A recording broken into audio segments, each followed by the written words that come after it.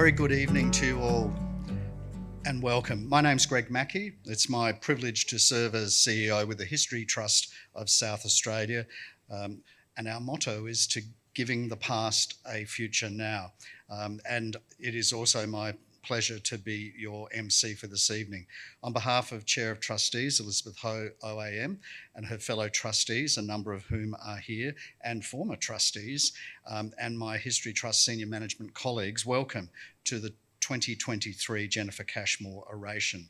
I start by acknowledging that we meet on the traditional country of the Kaurna people of the Adelaide Plains. Always was and always will be Kaurna country, a place of spiritual resonance and cultural relevance, and I recognise the enduring spiritual connection to country of all First Nations Australians with the places from which they call home. Now, I was very much looking forward next to be introducing young Cliffy Wilson, a proud Kaurna, Narungga, Narrandjeri, Nadjeri and Orenta man, to offer a welcome to country. But we got a message mid-afternoon that Cliffy's in hospital with a broken leg. And unfortunately, at short notice, there was nobody available because there's lots of welcoming to country happening. So I'm sure you join me in wishing Cliffy well. So, to proceedings. Before I invite our Chair of Trustees, Elizabeth Ho, to the lectern to set the scene for this evening's address and to introduce our guest speaker, Dr. John Brayley, sincere thanks to each of you and all of you who've made time to join us this evening. In addition to our esteemed speaker, there are a few guests that I will take the opportunity to acknowledge. The Honourable John Gardner, MP, Shadow Minister for Education and the Arts and formerly All Things History Trust. The Honourable Stephen Marshall, MP, Member for Dunstan and former Premier of South Australia. Mr Rod Bunton. Professor Greg Crawford, AM, who delivered the inaugural Jennifer Cashmore Oration back in late 2021. It's terrific to have your presence and indeed to have every one of you here in attendance this evening. I'd also like to acknowledge and thank our venue partner, SAMRI, and our public programs beverages sponsor, Ayers House Function Centre. The Jennifer Cashmore Oration is a part of the History Trust program of public events spread throughout the calendar, and it's being filmed today by our friends at Channel 44 for later post-production and screening on that channel, and then to be accessible for free via our History Trust website. Just a quick couple of housekeeping items. Bathrooms, if you're looking for them. The ladies is at the rear of the foyer on the left, and the gents is over there on the right. In the event of a calamity and alarms blazing, follow the directions of the good people from SAMRI. And time permitting, at the conclusion of Dr. Brayley's address, there will be an opportunity for questions from the floor.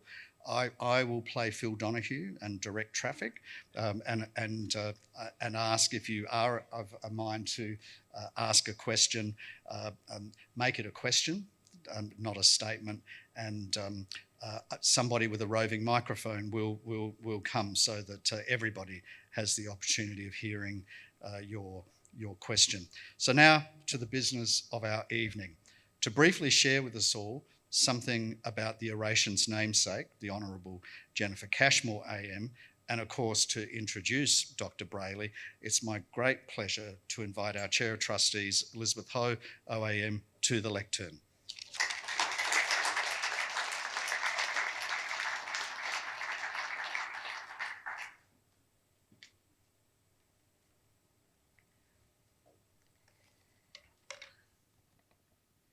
That's an inclusive lectern. I can see you all. I would firstly like to pay my respects to the Kaurna people, to elders past and present, for the opportunity to meet here today. And I'd like to welcome all of you. Thank you for being here. I'm going to say something about Jennifer Cashmore AM because people may not know why we have named this oration as we have. We do include quite a long piece on the website about the origin of this naming, and I won't repeat all of that, but I'll just say a little bit in the way of a brief tribute. Jennifer and I spoke yesterday.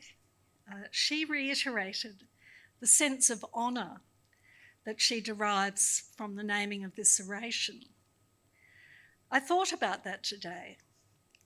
I thought of the thousands of South Australian citizens who are relieved to be able to give or withhold their consent to medical treatment, who have filled out their advanced care directives, and the guidance that that record gives to families and to health professionals is appreciated widely compared with the past. And really, what it says is that individual wishes and the human rights of our community are respected. This she did not as a minister, but as a hard-working opposition member on the backbenches, as it were, and among the very few women in Parliament at the time, in the 90s. She talked to everyone, whatever their political allegiance, determined to embed that principle of choice further into the fabric of our society. Legislation regarding consent to medical treatment was eventually passed to enshrine that principle of choice in 1995. No doubt today we take the results for granted, but it is a principle that now quietly reaches all of us. And our thanks must go to Jennifer Cashmore and those who joined her from every side of politics for this human rights achievement. And there's another message in this story from the past. Our democracy is so often characterised as a question time slanging match. We've all seen it on television where we go, oh no, not again, look at them. But the truth is, debate happens, even very edgy and heated debate happens. But there is a lot that goes on in a parliament that we can be very proud of, that is serving what is needed to improve our lives. Cynical as some of us may be about politics, parliamentarians can and do meet in a multi-partisan space to achieve a better society, as Jennifer Cashmore's example demonstrates. And we need our kids to understand the worth of that system, the worth of our democracy. Really, a system that we can compare proudly with others in the world. We need our kids to be able to see that the shaky foal of a radical SA representative democracy, born here in South Australia in 1857, a very radical move at the time, that shaky foal now has the horsepower in this democracy to run like the wind. As long as citizens understand it and accept the responsibility to take their part in it. History and civics need to be given a lot more space in South Australia. And perhaps if, as has been raised, the voting age is to be lowered to 16, we will all appreciate that an informed citizen is the best to have. And that takes effort. It takes effort for people to understand how our democracy works. So we are doing our best at the History Trust and in helping school students in particular through our Centre of Democracy, as is the Education Officer at Parliament House who works tirelessly with visiting student groups to really encourage them to understand that they do live in a very worthwhile setting and system. If you want to know more about this, please contact the History Trust. We are building our efforts in this area. So now I would like very much to turn to introducing our wonderful orator, Dr. John Brayley, our Chief Psychiatrist. And I thought I might just start by saying, what does a Chief Psychiatrist do? And the website was very helpful. So the Chief Psychiatrist is responsible for promoting continuous improvement in the organisation and delivery of mental health services. That sounds huge. Monitoring the treatment of voluntary and involuntary patients and the use of restrictive practices. Monitoring the administration of the Act and the standard of mental health care. Advising the Minister. And the Chief Psychiatrist has governance and oversight responsibility for monitoring and influencing mental health care for the community, and can issue standards for the care or treatment of patients, as well as visit and inspect public and private hospital premises. So quite wide powers. The Chief Psychiatrist, importantly, is supported by a team of people, and I bet they're dedicated, who assist him in meeting his responsibilities while ensuring the rights of people with lived experience of mental illness are upheld. And so we can say immediately, we are fortunate that Dr. John Brayley is that person, because a scan of his biography will immediately tell you that his past roles as Director of Mental Health for South Australia, the Public Advocate for South Australia, the Chief Medical Officer for the Department of Immigration and Border Protection in Canberra, offer an incredibly strong base for this very demanding role.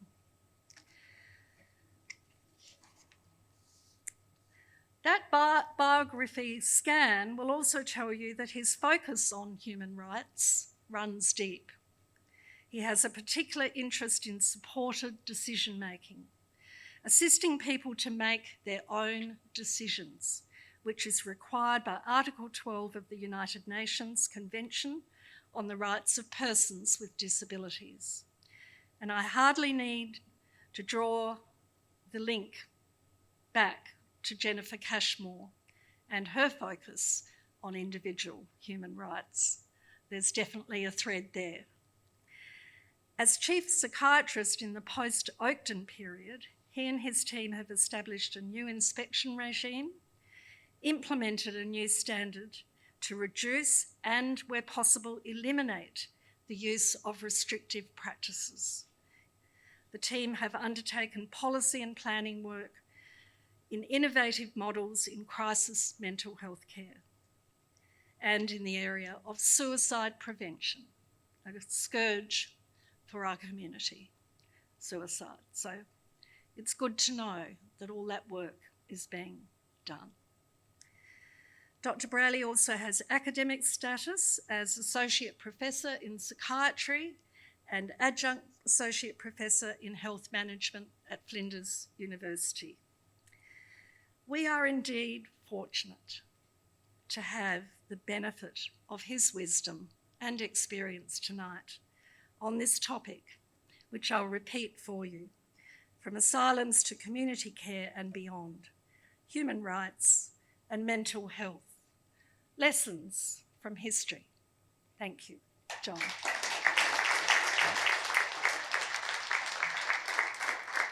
Thank you, everyone, for coming along this evening. I would also like to acknowledge the Kaurna people as the owners of the land that we meet on today, and that we respect their spiritual relationship with their country. We also acknowledge that the Kaurna people are the custodians of the Kaurna land, and that their cultural and heritage beliefs are still important to the living Kaurna people today. I'd like to acknowledge all those present.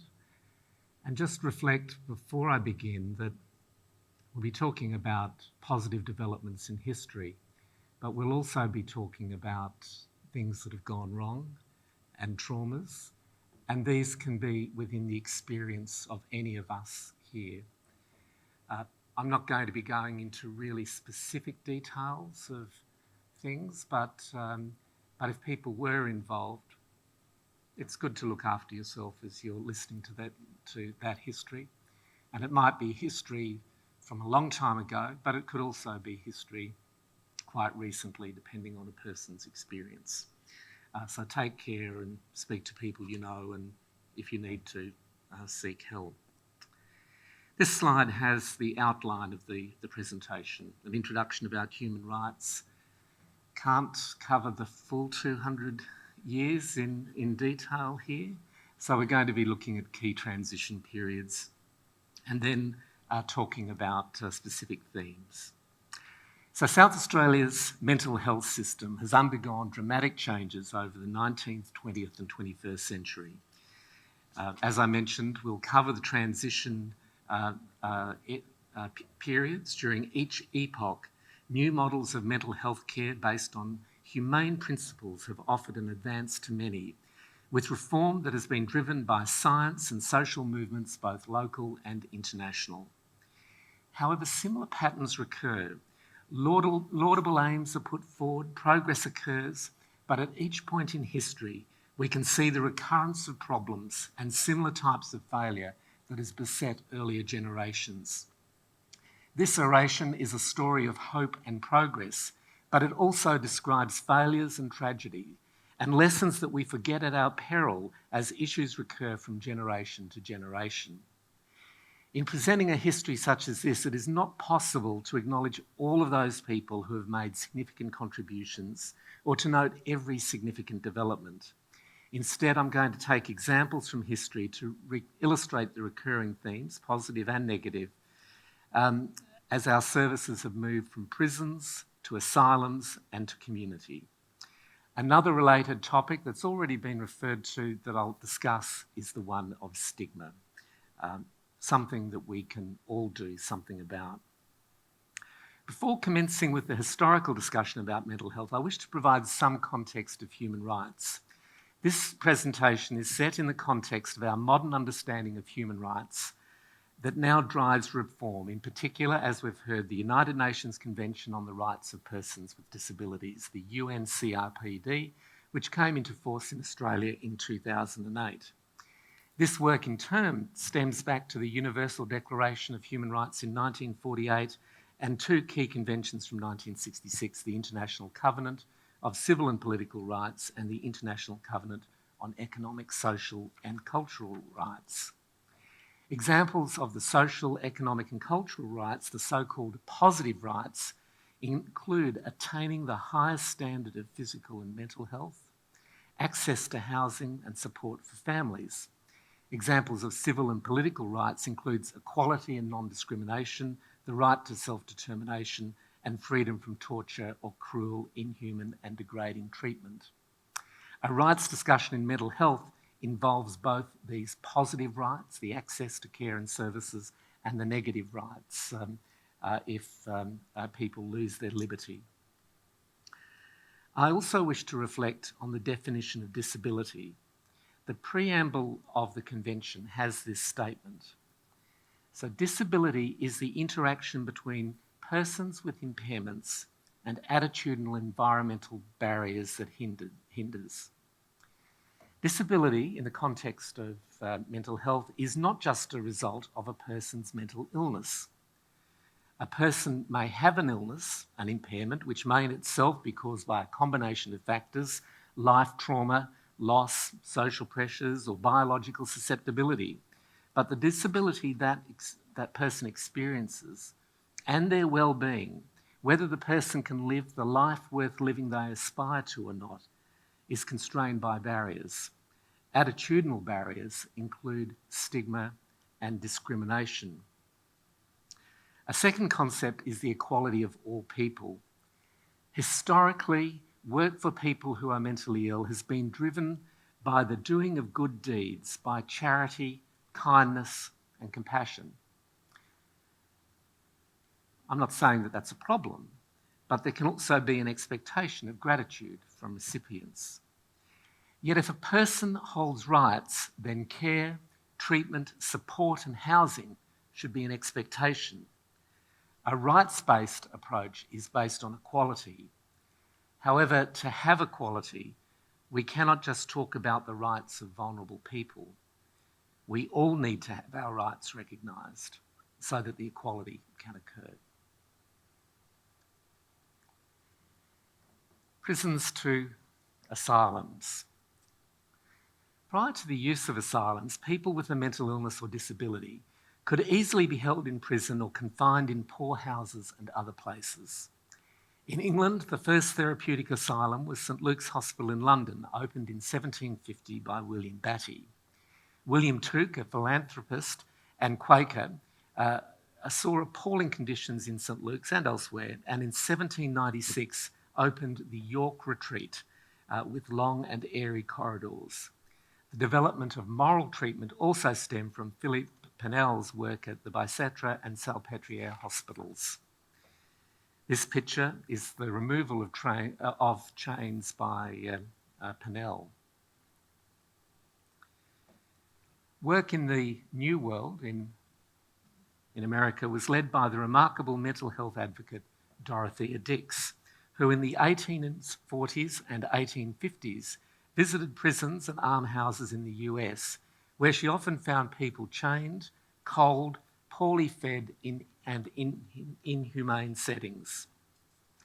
There appeared to be a misconception that people with mental illness would be oblivious to these deprivations. Her work across many states in both the north and south of the United States, in provinces in Canada and in Scotland, led to new asylums and the reform of existing ones. Such changes depend on extraordinary people, and for completeness, Miss Dix's other actions are worth mention. She most likely, according to biographies, saved the life of Abraham Lincoln from an early assassination attempt. Through her connections in the South, she learned great details of a plot to assassinate Lincoln as he travelled to Washington, D.C., and her information triggered a life-saving change in his railway journey route. When war broke out, she was appointed Superintendent of Army Nurses in the Union Army, and during the war, her nurses looked after the injuries of Union and Confederate soldiers alike. Dorothea Dix. In South Australia, from August 1841, the mentally ill were looked after in Adelaide Jail. The first recorded criticism of this was by Dr. James Nash, the colonial surgeon. He was concerned that the mentally ill in the jail were being provided prison food and that they should receive the same rations as patients in the Adelaide hospital. This is because they are hospital patients, not prisoners. The sheriff at the time considered that when the insane were sent to jail, it increased their malady. Patients deeply felt the incarceration. James Nash also wrote that there were no gardens or grounds for amusement and exercise, and that the shock which patients received during lucid intervals at finding themselves as inmates was injurious. The outcome of this was the establishment of a temporary asylum. Legal requirements were put in place, the new temporary asylum was to be gazetted for the purpose, and people moved to the asylum had to be certified by 2 legally qualified medical practitioners as being insane. In August 1846, there was an ordinance that gave new powers to official visitors. They were to keep minutes of their visit, had the power to discharge patients. Patients could not be concealed from official visitors, and it was an offence to willfully abuse, ill-treat, or neglect any patients. This is all very familiar because the same broad legal approaches we still talk about today. From a temporary site, patients in 1852 were transferred to the Adelaide Lunatic Asylum, built on North Terrace, and then after in 1870 the Parkside Lunatic Asylum opened. The Adelaide Asylum closed in 1902. The Enfield Receiving House, which opened in 1922, offered assessments and admissions without the need for a patient to be admitted to an asylum. It was short a stay. Hillcrest Hospital opened in 1929. The history of Glenside is well documented in this book, Illustrated, commemorating the centenary of Glenside Hospital, released in 1970. I do not wish to go through the history of the institution here, except to refer to the later times as deinstitutionalisation developed. The institutions were established with the noblest objectives, but through the years, and in spite of the goodwill of most of those who worked in the system, overcrowding of buildings, inadequate staff numbers, and a lack of therapies led to poor conditions that were subject to periodic reviews. A scan of newspapers gives an indication of the issues of the day. Ada Bromham was then acting chairman of the Hospitals Friendly Association when she wrote an article in the news about Parkside Hospital in 1950. By way of further background, Miss Bromham was a leader of the Australian delegation to the 1926 International Suffrage Alliance in Paris, worked for the welfare of Aboriginal people, was a former General Secretary of the Women's Christian Temperance Union. She was active in WA, SA and Victoria. So in her news article, in the news, the afternoon paper, she complained that recommendations made to Minister Lyle McEwen in 1943 had not been followed through. The superintendent, Dr. Hugh Birch, had reported overcrowded buildings as the number of children, young people and adults swelled. Women patients were in small cells, confined day and night without central heating. The diet was not balanced. There were depressing exercise yards with high iron or stone walls and a lack of segregation, noting that Dr. Birch had urged that children under 12 should not be with adult patients. The children, of course, were those with intellectual disabilities, as there was not a separation of people who had a mental illness with those who had other disabilities. There had been some debate in the press in 1948 and 1949 between the Friendly Association, led by the Reverend J. Eric Tregilgas, a debate with Dr. Birch and the Minister on the theme of whether the hospital was more like a jail. But there seemed to be more in common about the recognition of the limitations of the Parkside facility than differences. While the problems in SA institutions were known, it is not possible to readily identify major scandals of the extent to those that were exposed in other places until Oakden. Could this be that within the bandwidth of poorly staffed and trained institutional settings, our institutions may have been better led and monitored than other states, so that we were better off? Or is it simply that problems remained hidden? Overall, there has been comparatively little published about this topic, possibly because the victims have been unable to raise matters, because they have been struggling with poor health or have been disempowered. In other places, it has often depended on staff whistleblowers to come forward rather than patients themselves. In 2012, the Office of the Public Advocate sought to obtain information about past abuses in mental health care in South Australia. A journalist, Andrew Dowdall, published an article titled "Mental Scars Spark Action" in the Sunday Mail, and the office puts itself forward as a call-in line. 14 people contacted the office. We considered this to be a significant response from one press item. When a follow-up article was published, there were a further 9 calls. We received responses from people who were detained as teenagers and adults, as well as from family members and staff relating their experiences. The events occurred from the 1960s through to the late 1980s. The abuse experiences reported include emotional, sexual and physical abuse, as well as neglect. A common factor was the lack of respect, lack of accurate diagnosis and mismanagement of their needs at the time. Many reported exposure to distressing sights that they should not have been exposed to, particularly as teenagers. Apart from abuse and neglect, we know the harmful effects of institutionalisation on many people. If disability is the response of the combination of impairments plus barriers, then being in an institution is a major barrier, as seen by the improvement of most people who subsequently left institutions when appropriate support and care was found in the community.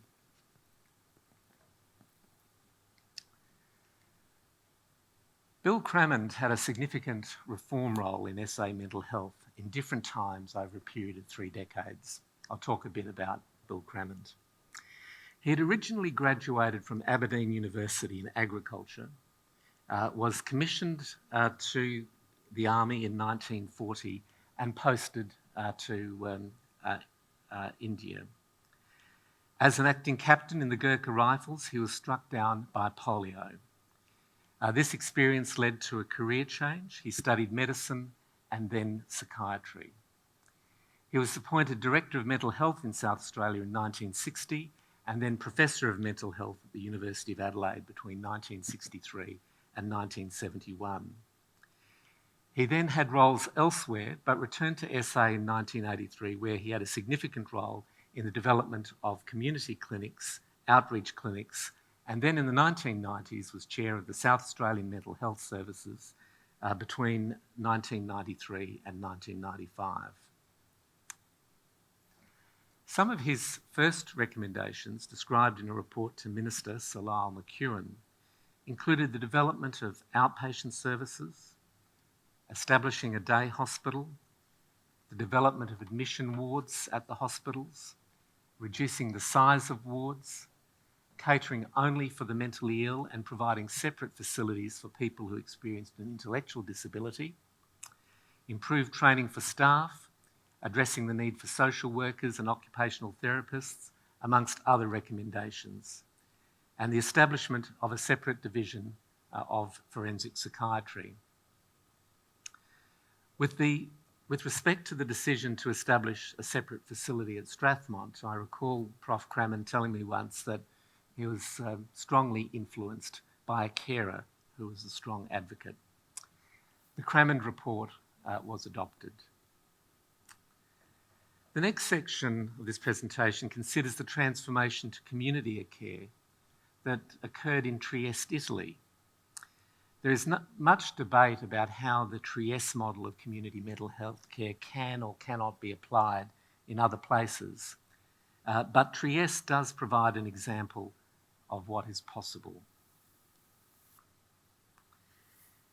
Franco Basaglia was an Italian psychiatrist and a revolutionary in overturning Italy's systems of asylums and creating community models. In World War II, he's on the right there, in World War II he was an anti-fascist and joined the resistance. He was then arrested and imprisoned for 6 months.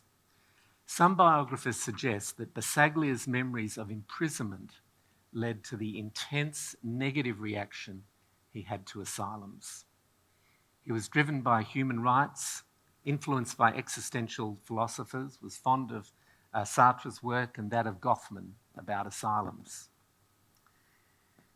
There were many steps in this process, but a key symbolic moment occurred on February 25, 1973, when 400 patients marched out of the San Giovanni Psychiatric Hospital around the walls and about Trieste. The procession was headed by a large papier-mâché and wood horse, the blue horse in that picture, that had been given the name Marco Cavallo, made by patients, artists and clinical staff together.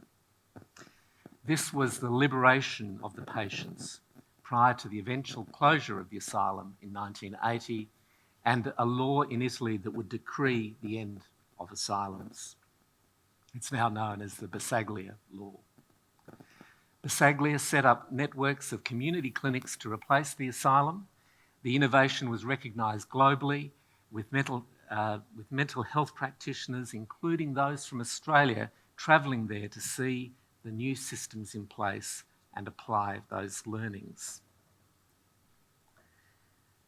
Combined with the developments in the US, UK, and a successful trial of community care in Sydney, SA in the early 80s was primed for the development of community clinics. Some of the key observations made of the Trieste system is that rights have been upheld while still delivering good quality and state-of-the-art mental health assessment and treatments. Best practice coexists with human rights.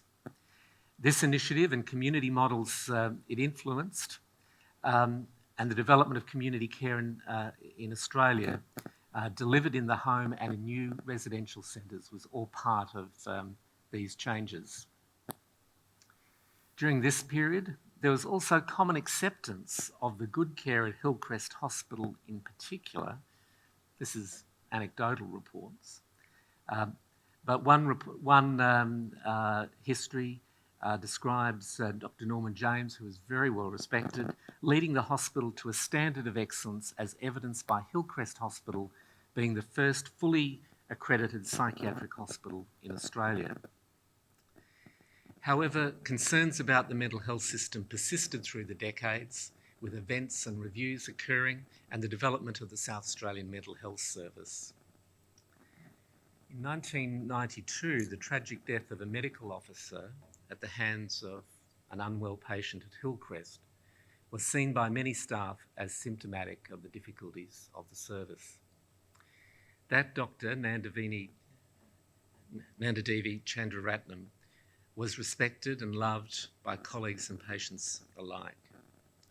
Back then I was working elsewhere and went to Hillcrest to do Dr. Chandra's clinics for a short while. It was too much to expect her bereaved colleagues to take this task on. Many of the people she treated were either shocked or in a state of loss and sadness. This included people who might otherwise be preoccupied and talking about psychotic thoughts, but we're talking about their grief. This was a reflection of the value of Dr. Chandra as held by her patients, but this loss also bound people in that Hillcrest community together in a common grief. That year, the CEO of SAMS, the South Australian Mental Health Service, called in Prof. Cramond again to undertake a review as further changes proceeded. At this point, it is worth reflecting on the changes in bed numbers over time, which have significantly reduced from back then to now with the development of local acute services community teams.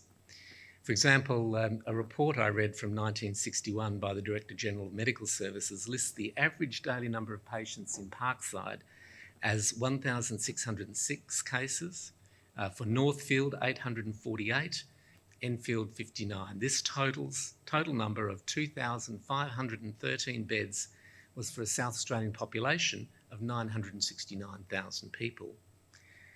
In 2023, we have almost 500 hospital beds across all of our hospitals and age groups scattered about, and a further 120 community beds with 24-hour support. And all of this is for our current population of about 1.8 million people. And of course, there is this network of community outpatient services and other support services as well. I now wish to go to the year 2000, to another review about mental health. In May 2000, Dr. Peter Brennan submitted the Mental Health Services Review, A New Millennium, A New Beginning. This was a review that said that there were already enough reviews and even more reflection would be detrimental. That's right. The question of comparative resources was raised. The notion that South Australian mental health services are under-resourced, i.e. in beds, dollars, people, the reviewers said is not supported by national comparisons. What is lacking is vision and leadership, and what was needed was a director who would implement a program that will address the priority areas. Quality and safety will have the highest priority. This idea of expecting more within existing funds is an interesting concept. This is not to say that mental health does not need more resources. There are now well-recognised planning tools that show the gap. However, not all problems that people may experience with services can be attributed to the gap in resources, as at any time there are services in both government and non-government sectors that excel due to vision and commitment, even though they may have a similar funding base as other services that have problems. Dr. Margaret Tobin was appointed to the director role. She is seen in the picture outside the SA Health City Centre building on her first day at work. She had instituted significant reforms in Victorian psychiatric hospitals where patients had experienced abuse and neglect. She then led a new wave of leadership in southeastern Sydney. Some of the leaders she developed have made significant ongoing contributions in that state. Margaret was a skilled change manager. She identified where power was held and was prepared to tackle the power holders if resourcing decisions and service arrangements were being made to the benefit of the institution and not the community. This might be tackling the historical accumulation of doctors and nurses and allied health in one unit that left another area understaffed, or work arrangements that did not deliver the best care. She was not afraid to say things as they were, although she could be taken back by the intensity of the responses. At the same time, she encouraged and supported both existing and new leadership, and change champions throughout services working to implement the new vision were recruited. She led the development of a series of emergency demand policies that were designed to tackle many of the problems that still beset our system today. Margaret would often make a passing remark that the solution to whatever problem was not rocket science. The evidence was there of what needed to be done. The challenge was implementation, and many of the steps to ensure people received care were simple ones, but obstacles would get in the way. These obstacles had to be overcome. These obstacles were enormous and included a hornet's nest she had stirred up at Glenside. This is all described in Melissa Sweet's 2006 book, Inside Madness. Margaret had recruited a nurse leader, Des Graham, to manage the change at Glenside. Des had received several death threats. Another less senior nurse manager, making changes at the hospital, was also at risk. Staff would become silent when he walked into wards. He'd received a letter saying his days were numbered. His car was firebombed at his home. At the time the Melissa Sweet book was written, no final link was concluded with the firebombing. As you probably know, Margaret was assassinated on level 8 in the City Centre building just outside the lifts. This was on the 14th of October 2002. Although suspicions were initially local, it soon became clear that a New South Wales psychiatrist was the suspect, or former psychiatrist was the suspect who was then convicted. Her death stemmed from actions she had taken as a mental health leader in New South Wales. She died in the line of duty. In the city centre building over the years, policy units moved from floor to floor, never seeming to stay in one place. But mental health has stayed on level 8. It is still there. There was an Aboriginal smoking ceremony that occurred after her death, and it had to be on the lawns outside of the building so as not to set off the fire alarms inside. Somewhat miraculously, just as the ceremony was underway, the wind blew. Someone walking triggered the automatic doors to the front of the building and the smoke went in. We remember what she stood for. We recognise both the simplicity and sophistication of her change management and, most importantly, her values.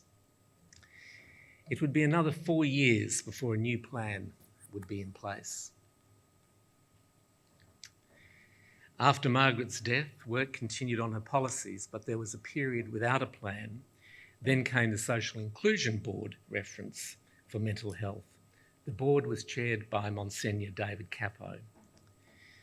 Public policy debate was being supercharged at the time by thinkers in residence, and the creation of a social inclusion board with its broad experience, including some wily ex-departmental leaders who knew how to overcome resistance from the silos of government departments, gave it great effect. For the period of the mental health reference, David Waterford was the young, talented policy leader who led the unit that supported the board. It was clear at that time that mental health policy needed a whole-of-government approach, and both in the state and Commonwealth, mental health became a task for First Minister's offices to tackle. Before taking on the mental health reference, the board had worked in homelessness. Guided by Roseanne Haggerty from New York, American homelessness policy had moved from what was known as a housing-ready approach, where homeless people had to demonstrate that they were ready for housing, to housing first. Provide the house first, and then other problems such as mental health or drug and alcohol use could be tackled second. This approach had been informed by mathematical observations, US research showing that the number of days a person has been homeless and using service is not a normal distribution. Instead, it follows a power law distribution. There were a much smaller number of people with long-term homelessness who are using a large amount of services. For these people, traditional shelters were supporting homelessness rather than solving it. Further, not only was providing a house humane, it was cheaper in the long run because of the avoidance of added health costs accrued when people were sleeping rough or otherwise homeless. Some of this thinking informed the need to identify and support people who need high levels of support and might otherwise have many readmissions, as well as providing for early intervention to a much larger group of people. This is the model of the Stepping Up report released by Capo and the board. It was a step model based on increasing need. It introduced new steps of care, and the system was to be connected by community mental health. The work was associated with the rebuilding of Glenside as well as the creation of new centres. There were wins and there were losses. The home-like residential centres were welcomed. The rehabilitation centres had long waiting lists and seemed to overperform. However, by 2008, they could be hard to refer to and had vacancies, and more work was needed to be done. 3 intermediate care centres, these were short-stay community residential centres, were built, but one was closed in 2015 and the future of another is still up for consideration. Although such centres had a track record overseas as a hospital alternative, many medical professionals were sceptical. Some sceptics became converted champions, whereas others continued to harbour doubts. The resource model was based on the work from a World Health Organisation affiliated centre in Sydney, but there were doubts in the sector about the ability of the new STEP facilities to substitute for inpatient beds. ED waits increased and more beds needed to be added. So was this a problem with the modelling behind the plan, a problem with the policy, or the implementation of the policy? Would more staff have achieved better outcomes, as could be seen elsewhere? These topics are still debated, but it is clear that the new centres have supported people in a more preferred setting, and these people have had significant care needs that have been met. Monsignor Capo has since worked in developing a mental health service, You Belong, in Uganda. We'll now fast forward to 2017 and Oakton. For those who are unaware, Oakton was an aged care facility operated by the state's mental health services. On the left, you can see the cover of the then Chief Psychiatrist report, and the right is the ICAC report. In April 2017, the Chief Psychiatrist at the time released a report that was damning of the facility. There was not a model of care. It was more like an institution from over 50 years ago. The infrastructure was inadequate. Staffing models were inadequate. There was a failure of governance, a poor dominant culture and insufficient training. Early in the following year, the ICAC report, released in February 2018, made recommendations about clinical governance, expectations, responsibilities, reporting, unannounced inspections, obligations, and the physical conditions of facilities. Much work has followed. Northgate was established quickly with a new culture, new models were developed, and a new neurobehavioural unit at the REPAT was built and staffed as a new centre. The role of inspections expanded with greater expectations of the use of the statutory functions of the Chief Psychiatrist's office. We forget history at our peril. The resulting response, though, should provide a sustainable impact if they continue, including the more intensive statutory regulatory response. I'd like to talk about consumer input. The consumer movement in mental health will need its own history written at some point, when it started, how it gained influence. It appears to have grown since the late 1960s and the 1970s, been linked to other civil rights causes, and also had a link with the quality in healthcare movement, because consumer empowerment can lead to less healthcare errors and better outcomes. It became part of the accreditation of mental health services, and in many respects, mental health can be seen to have led the rest of healthcare in this regard. There are many consumer and care representatives and leaders who can be acknowledged. There are many, but I wish to mention two who I've worked with. Anne Smith has had a local, regional, statewide and national role. Her achievements have been recognised in the Margaret Tobin Awards for Excellence and the Australian Honours. Her groups raised issues for individuals and issues service-wide. An example of advocacy that identified issues before their time was a concern for the safety of patients on closed wards and their safety in their rooms. This was raised by Anne and her group in the late 1990s. She and her group proposed that persons in rooms should be able to lock themselves in their rooms so people could sleep comfortably at night and that others could not enter.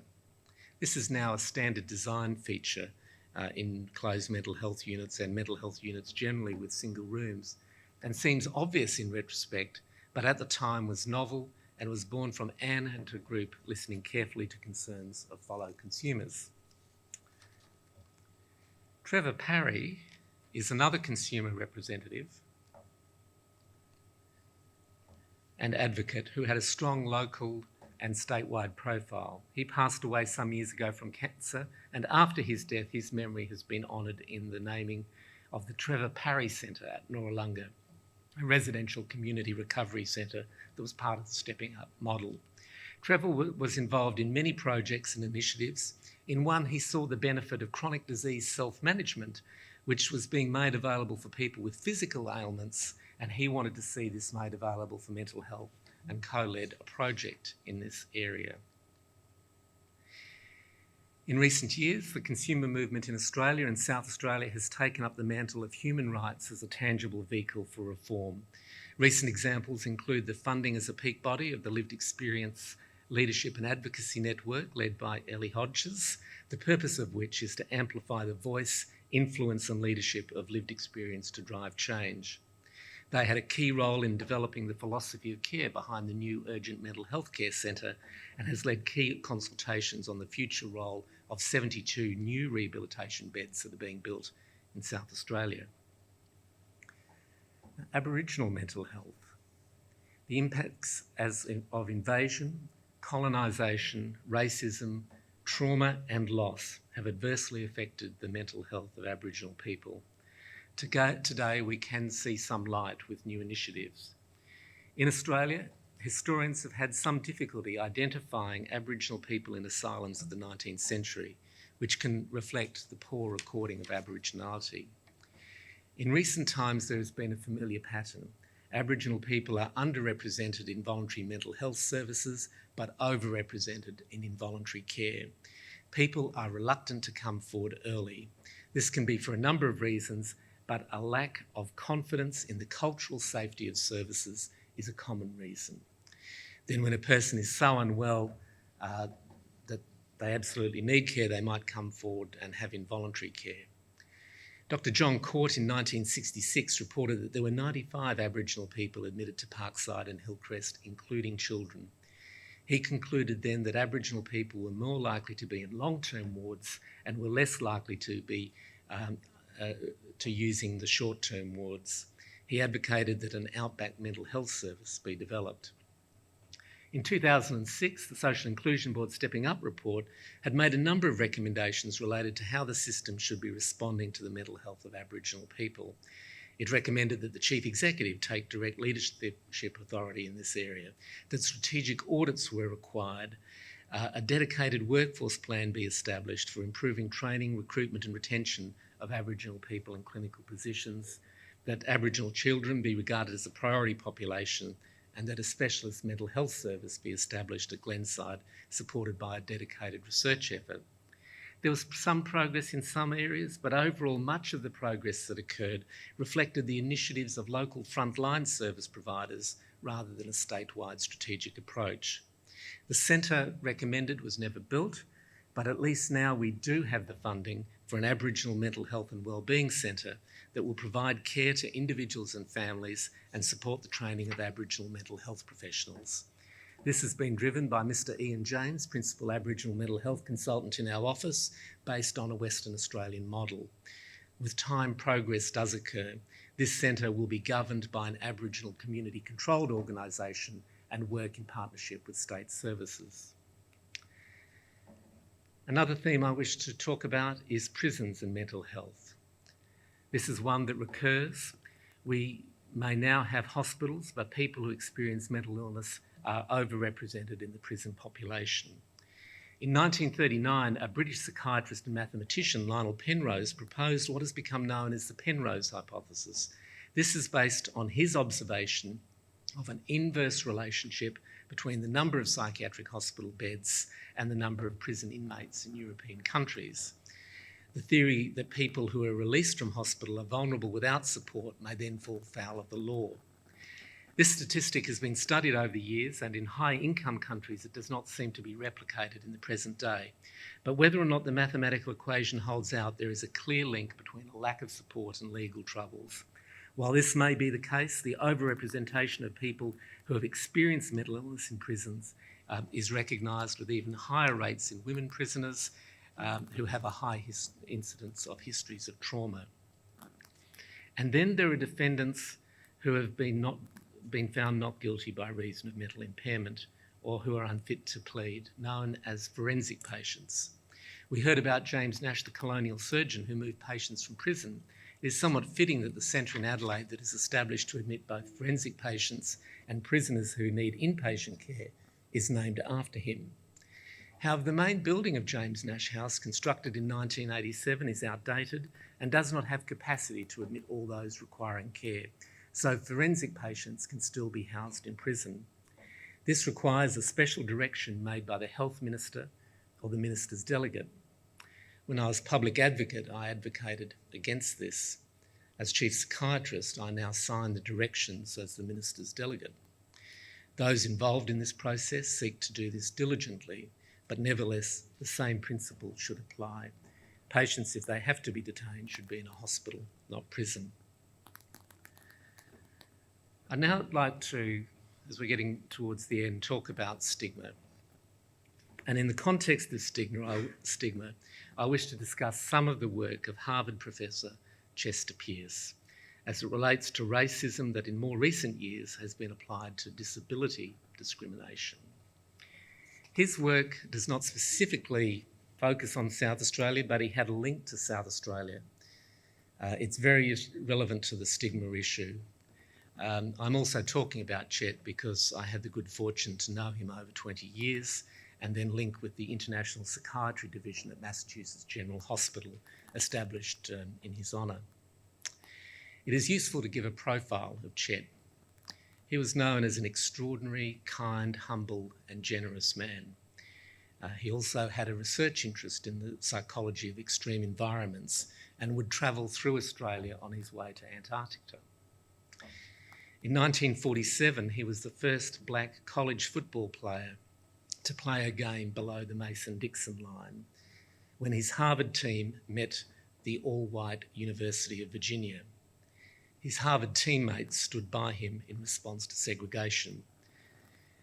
To eat, the team had to walk through the hotel's kitchen door to get to the restaurant because Chet was not allowed to go through the front door. Chet had many research interests spanning his work on racism as well as clinical topics. He was a commander in the US Navy, an advisor to the US Air Force Surgeon General, and in later years he worked with NASA on the Mars project. He was also notably an expert consultant on the TV program Sesame Street. He wrote children's stories and had a keen appreciation of the impact of how blacks and whites were portrayed on television. The American Psychiatric Association's Human Rights Award is named in his honour. Chet worked for government institutions and stood up for his core beliefs. I recall at one point during a period in the mid-1980s when I had regular contact with Chet, one week he could be travelling to Washington DC to give the Air Force advice on the selection of U-2 spy pilots who would not crack under interrogation. And the next week he would be travelling to a court to give character evidence for a black activist. My recollection was that the activist was facing terrorism charges. Chet Pierce coined the term microaggressions. Microaggressions are subtle, seemingly innocuous degradations and put-downs. The person who administers the slight may be oblivious to what has happened. The comment or the action may seem harmless, though Pierce says the cumulative burden of a lifetime of these microaggressions flattens confidence and causes stress that diminishes health. In recent years, Pierce's term microaggression has been expanded in the literature to describe the unintentional, unpremeditated degradation of any marginalised group, including people who have a disability or mental health problem. The link with mental health is two-way.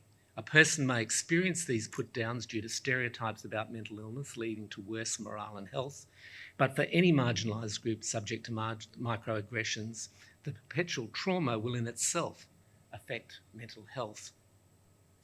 There are many strategies that might address this, such as addressing stereotypes about mental health problems, but in general it can be argued that an ingrained human rights perspective based on equality and the recognition of personhood of all people should diminish these slights and put-downs.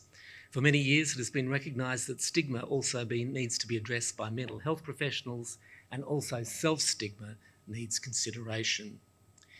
Pierce also saw race discrimination as a public health problem. The same can be said of stigma. Stigma is also a personal safety problem. People who are discriminated against may not speak up.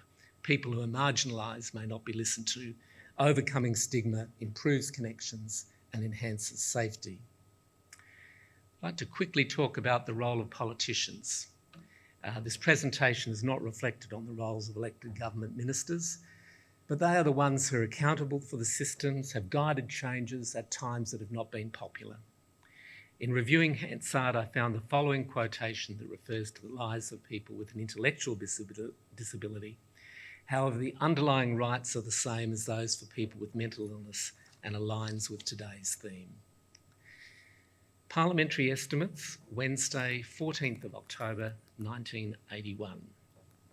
The Minister for Health, who at that time was Jennifer Cashmore, said, "It is barely 20 years since the intellectually handicapped were lumped with the mentally ill and kept in a single institution. A great deal has been done in that 20 years, and the establishment of Strathmont bears evidence to that, as does the continuing work at Minder." And then further in the same response, the Minister says, "I can only say that the government will be taking very much into account the views of parents and families, as well as the views of health education and social work professionals in adopting whatever course of action is proposed. We'll be trying to proceed towards that ideal which is commonly described as normalisation. As the International Year of the Disabled Persons poster says, what the hell is normal anyway? I would prefer to describe it as the greatest possible degree of independent living for the intellectually handicapped person. Autonomy, choice and life are common rights, and these days we have the UNCRPD to guide us with the same sentiments that Jennifer Cashmore expressed in 1981. So where are we now? We've talked about human rights, equality, effective care and support. Another theme today has been the reflection on leadership and the importance of leadership. Leadership from the community and in setting standards, but also the leadership of key government and political leaders who've had the courage to take South Australia to the next step and taken responsibility for those changes. This is what we see in the past, I think, when you look at some of the people who I've described. What's happening now? Well, we're consulting on changes to the South Australian Mental Health Act following the South Australian Law Reform Institute review. That's the document on the right. A key theme of that review was human rights. The government is also implementing the Suicide Prevention Act, which underpins a strategy to involve departments across government in suicide prevention. Mental health is not just the prerogative of health departments. This SA Act was a first for Australia based on overseas models. It is also helpful to reflect on the key goals of the Mental Health Services Plan. These are not my goals, but what myself and the then Mental Health Commissioner heard from the community. Personalisation, which includes better access to psychotherapies, non-drug therapies, and upholding human rights, including expecting human rights analyses on new initiatives. Integration, connecting services across government and the community, and quality and safety, which includes suicide prevention initiatives and initiatives to reduce the use of restraint and seclusion. New innovations come and at first seem audacious, but then become business as usual. One example is the Urgent Mental Health Care Centre, staffed by 50% peer workers and 50% clinical staff, receiving people in distress. Another is the Towards Zero Suicide approach, based on models that show loss of life in services can be reduced by 20 to 30% by taking a range of simple measures. This is still a work in progress. It does illustrate Margaret Tobin's statement that it is not rocket science. It's just straightforward things that need to happen. Another development is the post-Oakden standard designed to prevent and eliminate restraint where possible, based on best practice in Pennsylvania and the UK. COVID brought new challenges, mental health services to hotels, welfare calls to those in quarantine, and a range of other specific services. Already existing gaps in child and adolescent services became more acute as the effect of the pandemic differentially affected young people. Right now, those services are expanding. Bed services for adults are also expanding, but not the asylum-type services of the past, but modern rehabilitation beds designed with consumers. A new human rights analysis tool has been developed to test out human rights of new mental health initiatives. The development of mental health services has been an incredible journey, a journey where we've seen continuous improvement. Today I've also talked about what can go wrong, but at least we know what the problems are. We have mechanisms to listen and to monitor our services, but we cannot assume that what has happened in the past cannot recur. Thank you very much.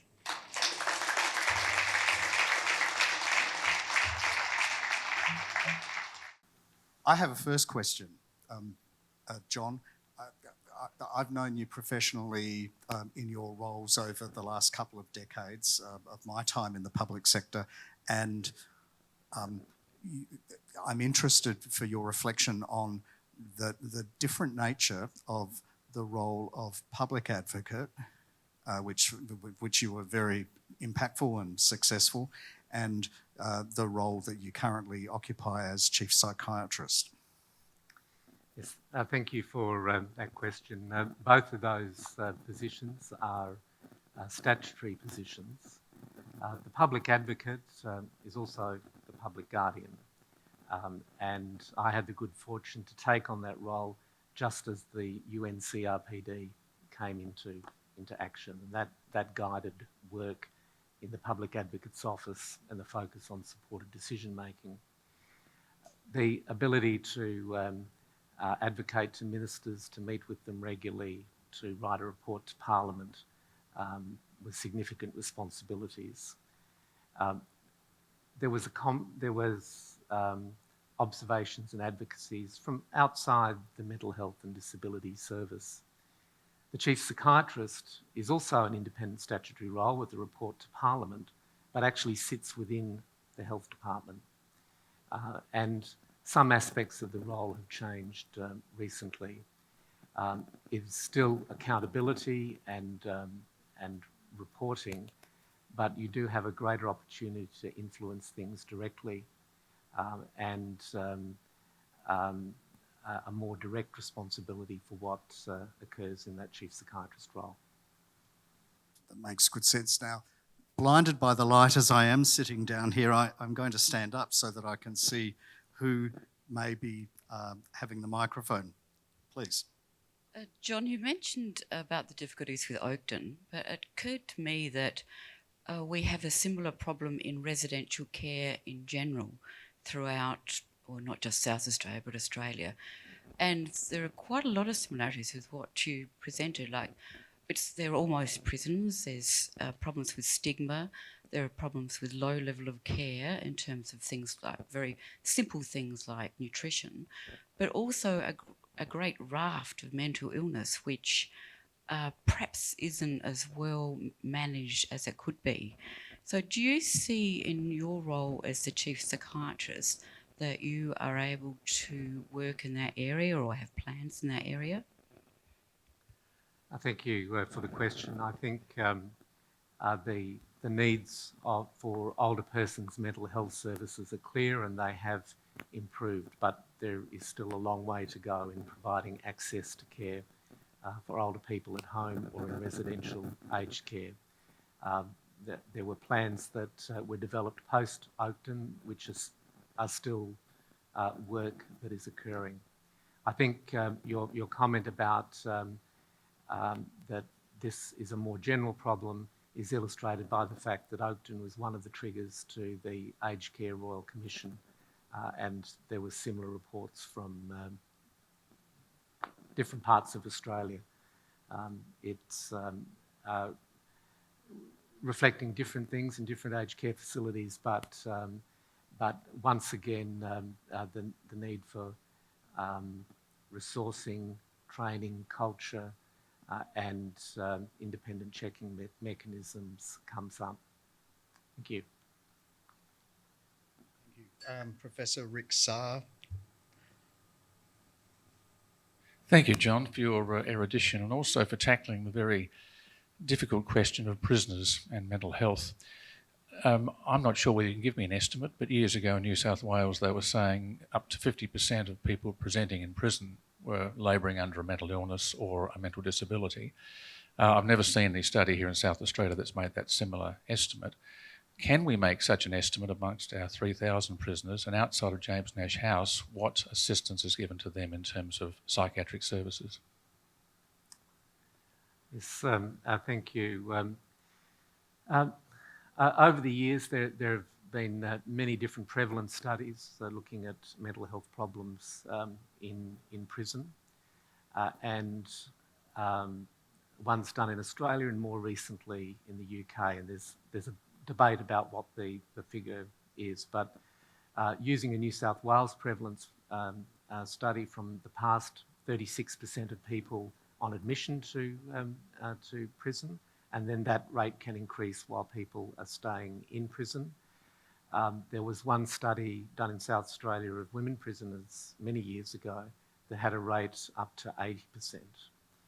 So the need is there. Our forensic mental health services, until actually a couple of years ago, didn't have a more complete prison in-reach service. The one that we have now is really just the first step. More needs to be done, but there is a principle of healthcare equivalence. So a person in prison should receive the same mental health care that a person in the community would, and that's what we need to aspire to in our planning.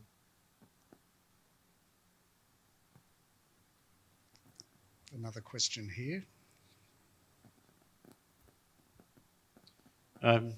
John, thank you very much for your excellent, so broad a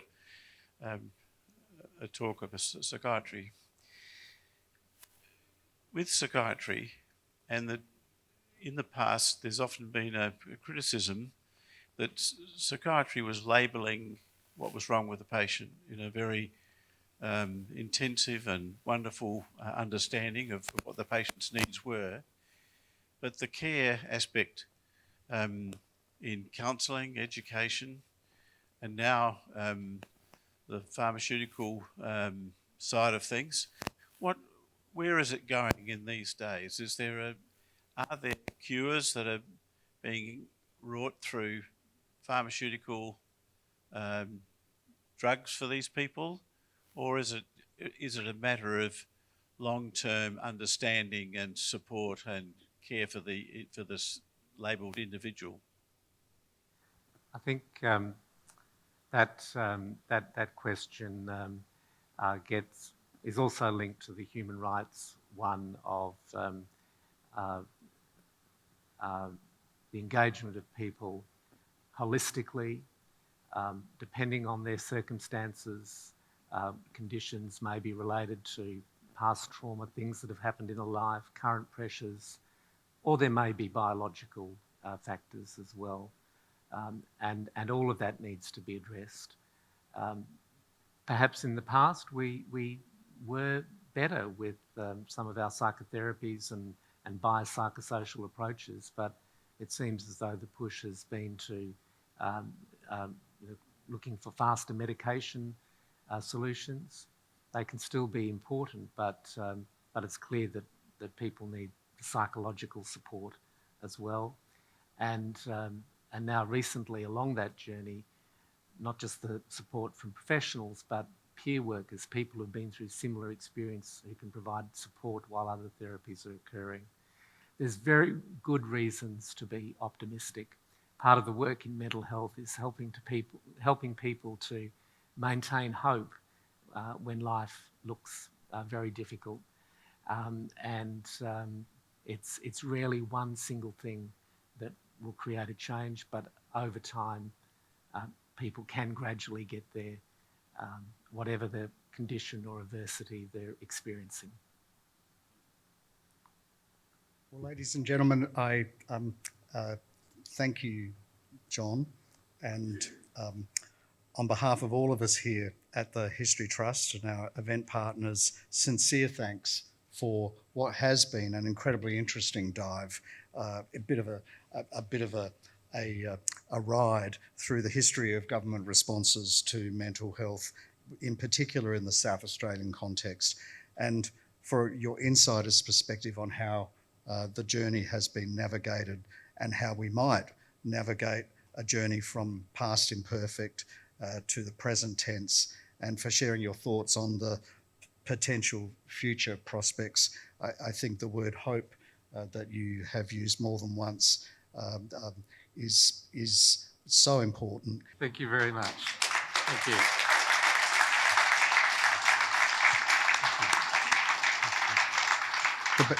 I hasten to add the bag is somewhat larger than the gift, but it's made possible through our continuing partnership with History Guardian's Torrens Press, a slipcase set of the 3-volume publication Behind the Streets of Adelaide. Thank you very much. Thank you. John, in concluding, your resilience, courage under fire in your important work is absolutely an inspiration. I wish you well for the future. And ladies and gentlemen, again, please join me in thanking you.